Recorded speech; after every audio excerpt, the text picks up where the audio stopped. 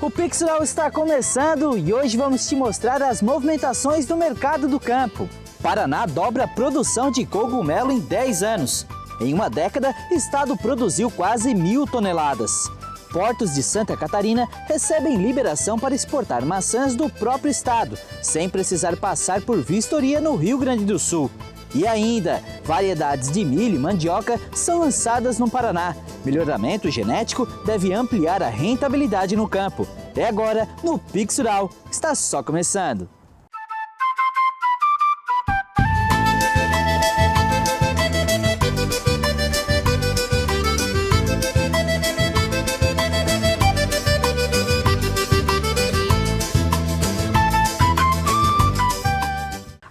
Campo, está começando mais um Pix Rural para você que nos acompanha de todas as regiões.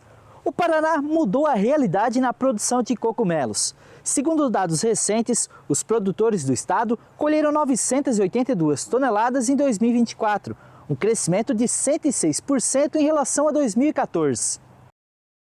O salto no crescimento da produção do cogumelo no Paraná entre os anos de 2014 e 2024 é ainda mais relevante porque o levantamento atual inclui apenas cogumelos champignon e shiitake e a análise anterior incluía mais variações do fungo. A alta na produção do cogumelo está diretamente relacionada à capacidade de organização de pequenos produtores em cooperativa e à aposta na qualidade do produto frente a um aumento do consumo. Um exemplo é o produtor Sérgio Brito, presidente da Cooper Tijucas, cooperativa de cogumelos de Tijucas do Sul, uma das cidades de destaque na produção do fungo. Nós começamos em 2011, fomos trabalhando e nós só éramos produtores, na verdade, né? Em 2012, 2013, nós começamos a ver a necessidade de formalizar uma cooperativa, né? Aí nós começamos a fundar a cooperativa, fundamos a cooperativa porque o número de produtores estava crescendo muito em Tijucas do Sul, né? E nós tínhamos pouca venda e o mercado em si era ruim para o produtor fazer. E a cooperativa começou a atuar através disso, né? Começou a absorver toda a produção desses produtores de Tijucas, né? E começamos a entregar, trabalhar, levando aqui para Grande Curitiba, todo o Paraná. Hoje nós estamos entregando em Santa Catarina, São Paulo e Rio de Janeiro.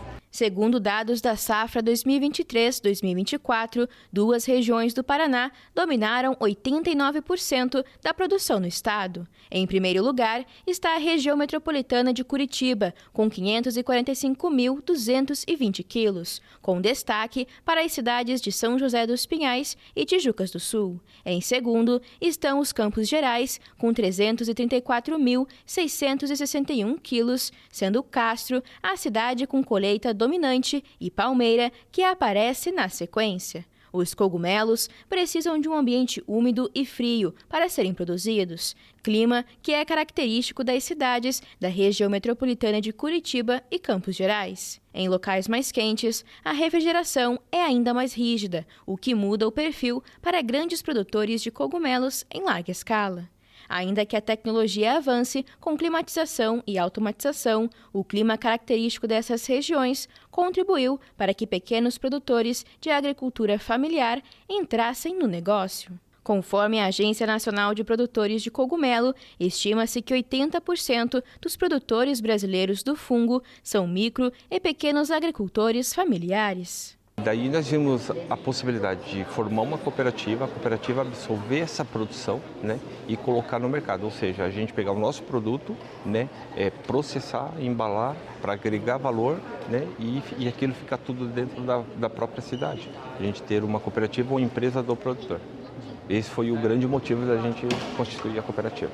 A maioria dos produtores opta pelo cultivo de champignon, como é o caso de Sérgio. O cogumelo, também conhecido como Paris na versão in natura, é o mais comum nas prateleiras dos mercados e nos pratos dos brasileiros. O champignon representou 95% de toda a produção de cogumelos no Paraná em 2024. Além de ser a variedade mais industrializada em conservas, a vantagem de produzir o champignon está no tempo menor de colheita, sendo apenas ao invés de, por exemplo, 3 meses do shiitake.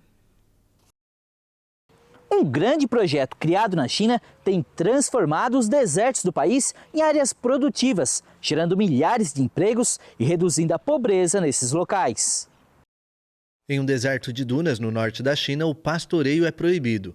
Esta é apenas uma das medidas-chave de um projeto colossal lançado em 1978 pelo governo do país asiático, chamado de a Grande Muralha Verde. O plano visava criar um cinturão de vegetação para conter o avanço das áreas desérticas e reduzir as tempestades de areia que chegavam até Pequim. Desde então, os objetivos evoluíram e incluem também a conversão de zonas áridas em terras cultiváveis. No início dos anos 2000, o governo chinês implementou um novo conjunto de políticas, chamado de migração ecológica e banimento do pastoreio de gado. A Grande Muralha Verde é promovida como vitrine da política ambiental chinesa. Em setembro, na ONU, o presidente Xi Jinping anunciou a ampliação da cobertura florestal como parte dos compromissos contra as mudanças climáticas.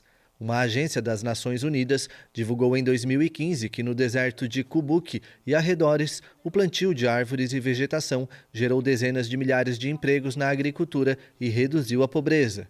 Bai Lei, uma agricultora de etnia Han que planta tubérculos, foi uma das beneficiadas pelo projeto. A empresa dela é uma das várias que seguiram as orientações do governo para cultivar o cistanche, uma planta parasita que possui efeitos tonificantes e é utilizada na medicina tradicional chinesa. Especialmente na última década, a área de cultivo do cistanche expandiu, principalmente como controle da desertificação. Isso tem como objetivo transformar os desertos em ecossistemas sustentáveis. As transformações podem afetar o estilo de vida tradicional dos pastores da Mongólia Interior, uma etnia nômade que representa aproximadamente 17% da população da região. Para proteger as plantações, o governo restringiu drasticamente as áreas de pastagem e enviou patrulhas para garantir o cumprimento dessas regras. Sob esta política, toda a população de nômades ou seminômades da Mongólia Interior foi visada. E tudo porque o governo chinês culpou o estilo de vida tradicional mongol, alegando que o ecossistema da pastagem foi seriamente degradado.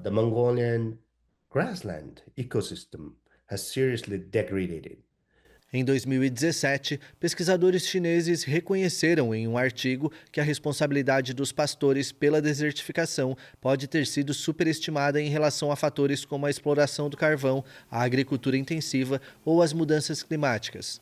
De acordo com diferentes ONGs, a proibição do pastoreio provocou manifestações e confrontos que, em algumas ocasiões, levaram a prisões. Mas o impacto no estilo de vida dos povos tradicionais não é a única objeção à Grande Muralha Verde. Também existem artigos científicos que lamentam a escolha de variedades de plantas não autóctones ou que necessitam de muita água, além da escassa diversidade. Certos tipos de vegetação absorvem água em excesso, levando a um padrão de recuperação limitado nas primeiras décadas. Mesmo diante de opiniões divididas, quem sabe o projeto para conter a desertificação não faz tanto sucesso quanto o nome da fonte de sua inspiração, a Grande Muralha da China. Isso só o tempo vai dizer. A partir de agora, Santa Catarina pode exportar as maçãs catarinenses pelos portos do próprio estado. Anteriormente, a fruta era transportada para o Rio Grande do Sul, até ser levada para outros países. Com a nova medida, a exportação da fruta ficou mais fácil. Agora as maçãs já podem ser certificadas em São Joaquim e Fraiburgo por auditor fiscal federal agropecuário do Ministério da Agricultura e Pecuária e prosseguir para o transporte até o importador por meio dos portos catarinenses, reduzindo os custos logísticos e melhorando o tempo de espera em terminal portuário. Então esse trabalho reivindicado há muito tempo pelos produtores para se fazer a inspeção na origem, ele é muito importante, porque vai reduzir custos, vai melhorar a eficiência e também vai fazer com que a produtividade seja melhor. E esse trabalho entre Secretaria da Agricultura, SIDASC, Governo do Estado, para intermediar junto ao MAPA, para que aconteça essa inspeção, vai fazer com que a nossa exportação ela chegue a um produto de muito maior qualidade para o mercado internacional. Em São Joaquim, um dos principais polos do cultivo, já foram certificadas localmente 530 toneladas da fruta nesta safra. Com condições climáticas favoráveis, a temporada deste ano da maçã está alcançando bons resultados e a projeção é que a exportação da fruta produzida em Santa Catarina fique em torno de 20 mil toneladas. Santa Catarina anunciou uma nova iniciativa que deve modernizar o setor sanitário no agronegócio do estado por meio do programa Olho Bom. Com investimento de R$ 44 milhões, o programa prevê a aquisição de veículos, câmeras de monitoramento, sistemas digitais e a modernização dos postos de fiscalização em operação. A partir do Olho Bom, nós vamos ter um sistema híbrido.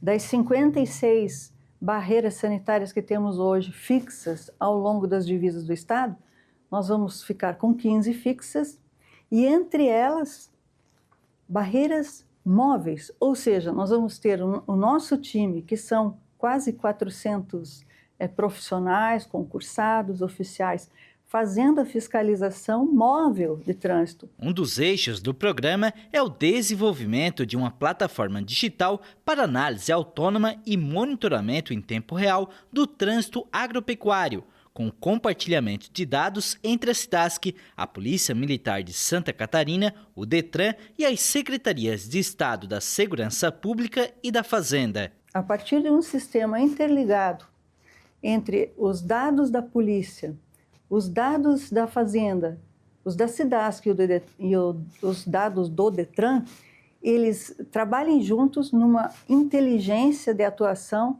de modo que a gente consiga acompanhar as cargas de onde vêm, para onde vão, e se nesse fluxo tudo transcorre de maneira segura para o rebanho e para a produção agrícola do estado. Além de trazer o uso de novas tecnologias para o controle de sanidade animal, a iniciativa busca dar ainda mais destaque ao estado internacionalmente, pelas boas práticas que garantem a qualidade dos produtos vendidos em território catarinense. Vai aumentar a segurança daquilo que entra no nosso estado, em termos de proteína animal, proteína vegetal, e vai aumentar a segurança também do que transita dentro do próprio estado, uma vez que Santa Catarina já tem um status sanitário diferenciado que nos garante os melhores mercados, que mais remuneram, e em quantidade também, em volume de compra. Nós precisamos garantir que não entre de fora, de outros lugares que eventualmente tenham um controle inferior, que não entre de fora nenhuma doença de notificação obrigatória ou praga quarentenária que também possa atingir ou os rebanhos ou as lavouras. O Instituto de Desenvolvimento Rural do Paraná lançou novos cultivares de milho e mandioca.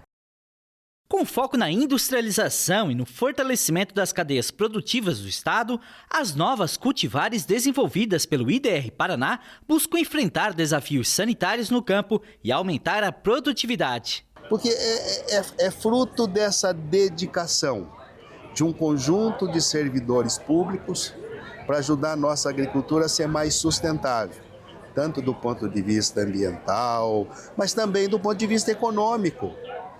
A gente não pode tirar do componente a questão econômica. A renda é importante, né? Sustentabilidade é importante, mas a renda é importante. O novo híbrido de milho deve reforçar o controle de pragas, que tem provocado prejuízos à produção agrícola. Esse material ele foi desenvolvido para superar alguns desafios que a gente tem no campo, que é hoje complexo de enfesamento, tem causado uma certa dor de cabeça para o agricultor. A gente tinha um material que era o 127, que já era comercial, então já tinha mais de 10 anos no mercado. Com a chegada dessa nova praga, esse material ele é muito suscetível ao enfesamento, né? Ao ataque da cigarrinha, consequência é o enfesamento. De cor branca, o grão pode ser comercializado com maior valor agregado, ampliando a margem do produtor. Então ele tem um alto rendimento para a industrialização e ele pode trazer uma rentabilidade muito boa. Porque quanto a gente trabalha com a comercialização dos grãos colhidos de um amarelo em torno de R$50 a R$55, esse material para industrialização, a indústria paga em torno de R$120 a R$130 no saco de 60 quilos para o produtor. Então ele agrega um pouco mais de valor na produção em relação é o milho amarelo. Na cultura de mandioca, o Instituto apresentou 3 novos materiais voltados ao processamento industrial. Cada cultivar possui características específicas para diferentes finalidades.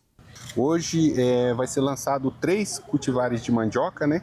IPR Clara, IPR Quartzo e IPR Topázio.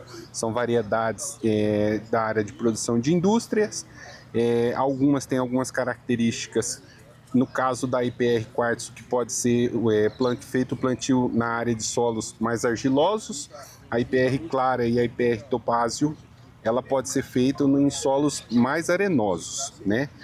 Ambas têm a quantidade de amido que pode ficar em torno de 550 a 600 gramas, né? E são materiais destinados para a indústria, né? Para farinha ou para fécula ou outros derivados. Dentre essas variedades, são de portes diferentes, né?